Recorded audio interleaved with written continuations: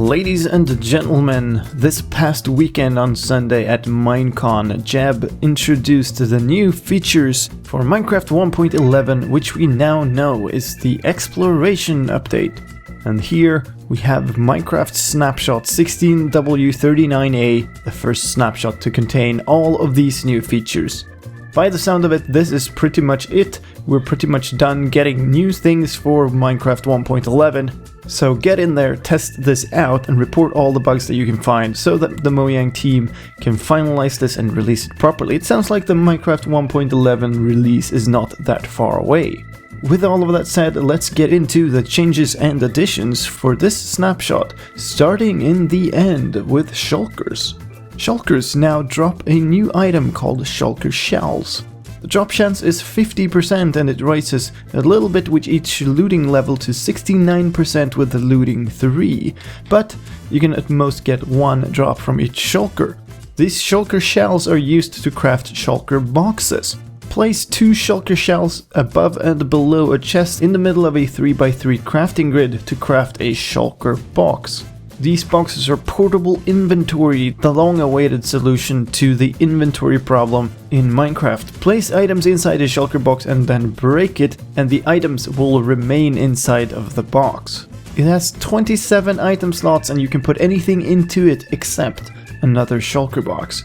When you hover over it in your inventory, it will also show the contents of the 5 first slots in the tooltip.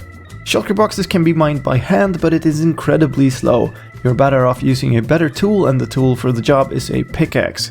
They can also be used in contraptions. If you push it, but not if you pull it, with a piston, they drop into an item form with the contents intact. They can then be picked up by a hopper and placed into a dispenser. If you dispense a shulker box, it gets placed, rather than popped out as an item. Shulker boxes can be placed on any side of a block, much like a shulker can be positioned. The opening and closing animation is very similar to that of shulkers as well. They need a half block of empty space in the direction of their opening, and when they do open, their hitbox changes. So if you have another block in the way, including another shulker box, you can't open them, which means you can't stack shulker boxes on top of each other. On the other hand, you can stack them onto the wall itself and have them open towards you. Placing one down when a player is standing there will make that player pop on top of it, and they act like chests, including being transparent and letting light through. If you put items into one and then destroy it, even in creative mode it will drop with its contents intact. One final thing to say about Shulker Box is that you can dye them. They have 16 colors and you can get all of the colors from the creative mode. Currently there's also a recipe where you combine a Shulker Box with one piece of dye. However, this recipe is currently broken and this snapshot should be fixed in the next one. Once you're done farming shulkers in the end, there's also one new feature there to help you get back. There are now end gateways generated here and there, and they all lead back to the initial room in the end. That is, taking one of these gateways, you end up back at the center island, where you end up when you first take the end portal. Let us move back to the normal world and talk about villagers. There is a new career for librarians called the Cartographer. Their first trade is around 30 paper for an emerald. The second trade is a compass for an emerald, and then when you unlock it, you get a third trade, which is about 7 emeralds for a normal blank map. However, the fourth and fifth trades are for a very interesting new item. They are for Ocean and Woodland Explorer Maps. This is the exploration update after all. These explorer maps are treasure maps, display the biome outlines of the respective biome in what looks like a classical treasure map style. The only way to get them is to trade for them. They are not available from the creative menu or anywhere else. You can only get them by trading for them with villagers or using very complex give commands. These exploration maps show the way to a certain structure. For ocean exploration maps, it is a guide to an ocean monument, and for a woodland exploration map is for a new structure called a woodland mansion, which we'll get to in a second. Exploration maps work just like normal maps once you get to them, but you can also see how far away and in which direction you are by looking at the player dot. Smaller player dots means that you're further away and might have to take a long journey to get to the structure. If you resize the map, they retain the structure marker, but they lose the biome outlining. Now, as these treasure maps can lead you to a woodland mansion, we should probably talk about what a woodland mansion is. It is a new, rare, endgame dungeon, procedurally generated house with a very large amount of possible rooms. This includes a room with a big pixel art head on the wall, dining rooms, libraries, bedrooms, storage rooms, even prison cells and traps, chicken and cat statues, farms and grow houses, forges, a diamond block encased in obsidian, and a spider spawner with cobwebs around it, among other things.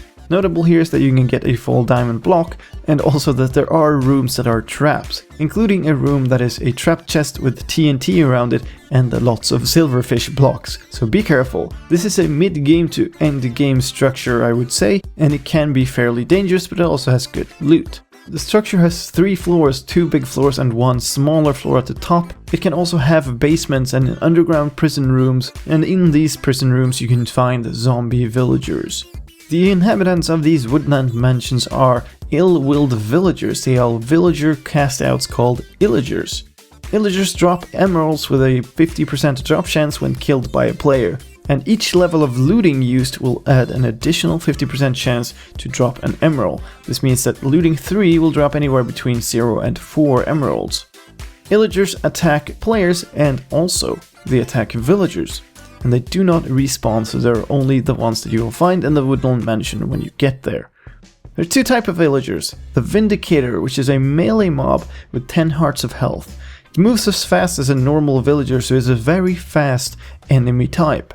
It has an iron axe which he equips when he is about to fight you. In addition to the emerald, there's also a 15% drop chance for this iron axe, which of course also increases with a looting enchant. One final thing about a Vindicator, if you name him Johnny, it makes him attack everyone and everything, all types of entities. The second type of villager is what you could call the final boss of this area, called an evoker. It is a wizard type mob with 10 hearts of health. When it's about to attack, it will raise its arms with different colored particle coming out of his hands for his different attacks.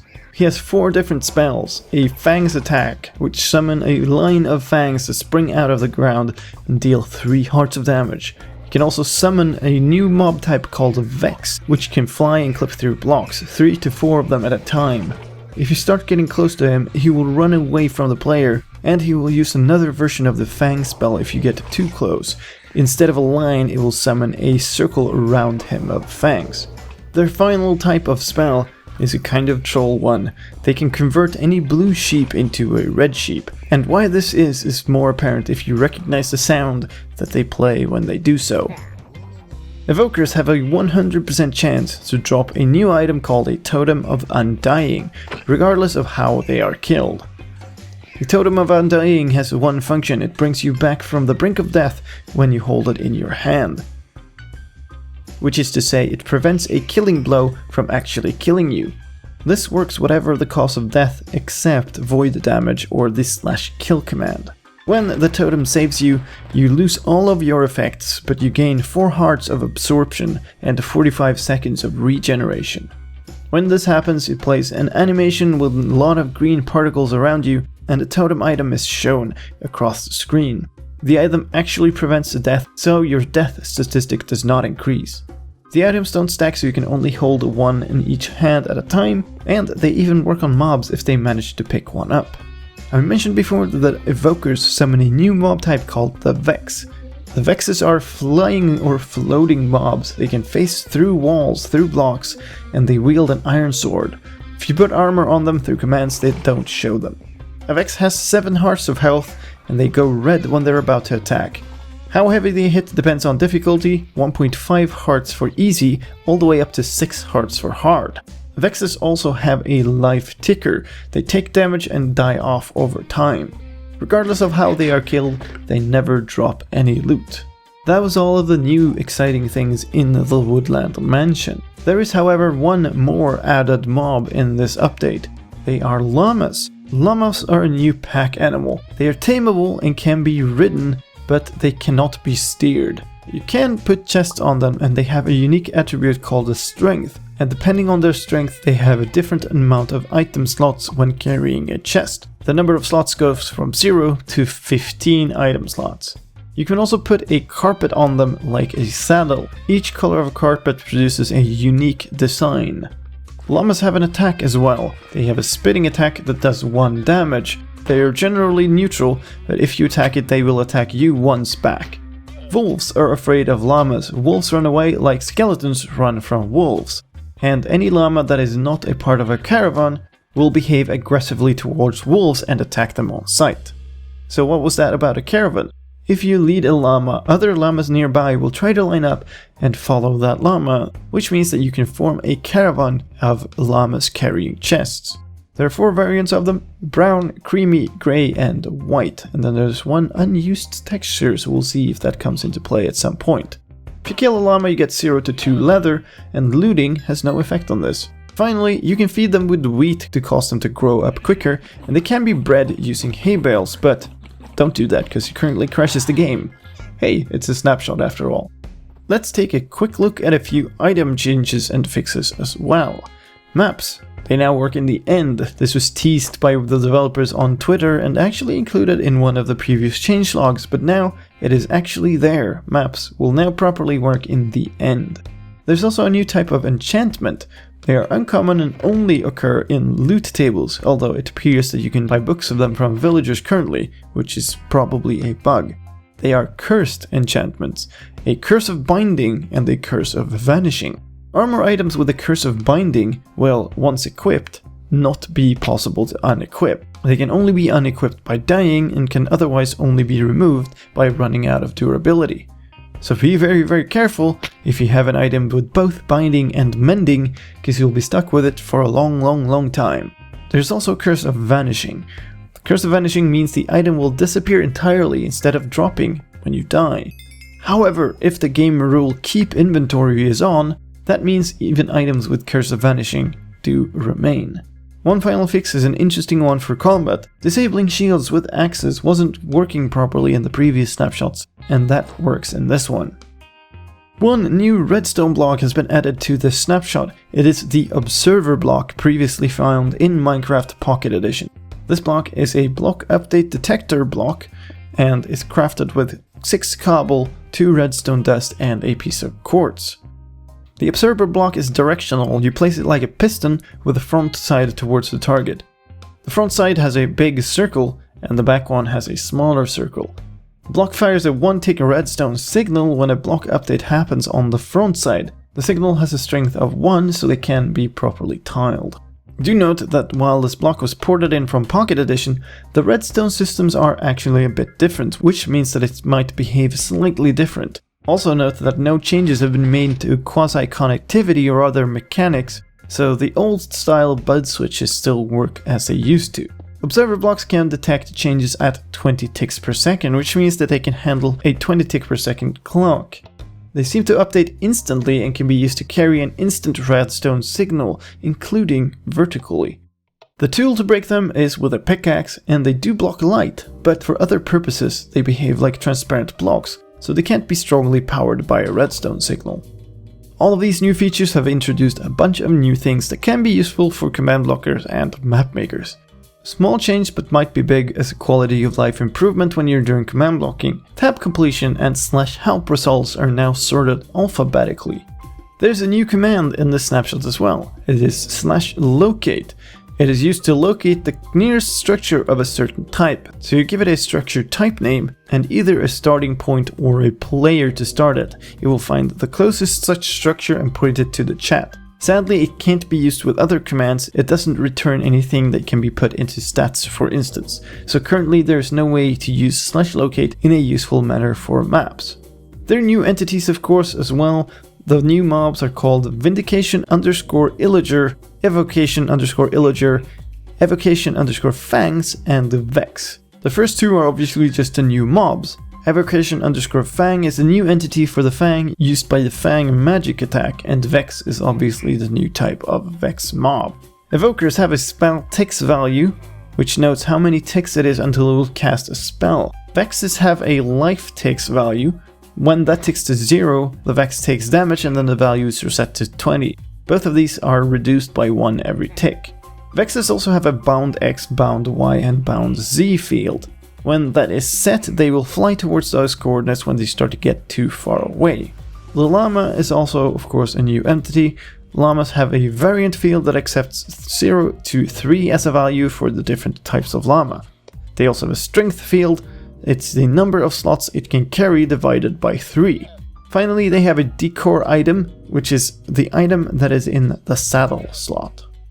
Shulkers also have a new field. It is a color field describing what color they have. So Shulkers can take on all of the colors that Shulker Boxes can. However, there's no built-in way for this to happen. The only way to get a colored Shulker is to summon it by commands. There are new particles, spit particles that are used for the Llamas spit, and talisman particles. These are the greenish particles that are used in the animation when the Totem of Undying activates. The one thing to note is that the Totem of Undying also shows a big particle, one very similar to the Elder Guardian particle. However, this one doesn't actually have a particle type. It is a hard-coded thing displaying the talisman item. The only use this could have for map making is that it actually does display the item properly, so changing the totem item texture in a resource pack will actually make it display that texture instead. There's also a few new tags for already existing items. There's a new display tag entry for items called lockname. That is a string that is an index into a localization file, which means that you can have any string from the game correctly translated. This is used in the new maps to display the proper names for them. A custom potion color tag for potions that is an integer, and it allows you to overwrite or set the color of a potion regardless of what it contains. And finally, there is a new display tag for filled maps containing map color, and it changes the color of the biome outlines. Last thing we'll mention is a few fixes to the user interface. The done and reset keys button in the control screen have been swapped. So be careful if you're changing your controls in this version. They've also removed a whole bunch of the tipped arrows that weren't really useful from the combat section of the creative inventory. So the arrow of splashing and the 3 unnamed arrows are now gone from there. I hope you're as excited as I am to try all of these new things out for Minecraft 1.11. If you want to try it, be a bit careful. It is still a snapshot. Can crash, as I've mentioned a couple of times in this overview, and it could even corrupt your world. One thing I'll mention in specific is that furnaces seem to basically always crash the game. Putting any fuel into a furnace except a coal block that is a full block of coal or wood appears to crash the game. So if you try it on a test world or on a backup of your world. To do so, head into your Minecraft launcher, create a new profile and check Enable Experimental Development Versions Snapshots. Now save the profile and select it from the profile selection drop-down box in the lower left-hand corner of the launcher screen, and then start the game. You'll now be playing the latest snapshot version, which is currently this one, 16w39a.